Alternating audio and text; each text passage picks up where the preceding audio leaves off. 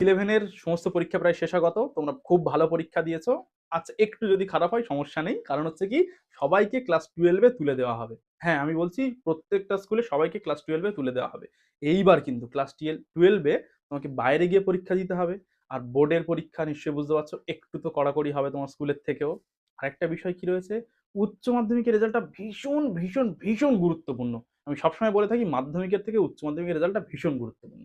তাই উচ্চ মাধ্যমিকে তোমাকে কিন্তু ভেবে চিন্তে ঠিকঠাক জায়গায় টিউশন নিতে হবে।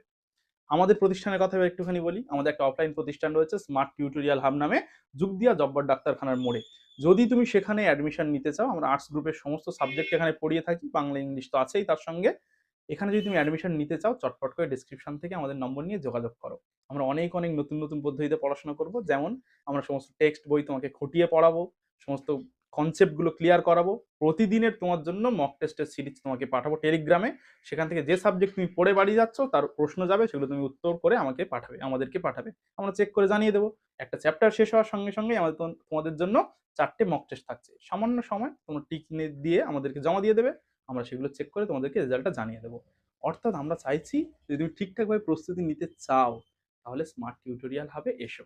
ঠিক আছে, আমাদের ক্লাস শুরু হচ্ছে 1 মার্চ থেকে। যারা যারা অ্যাডমিশন নিতে চাও চটপট করে যোগাযোগ করো।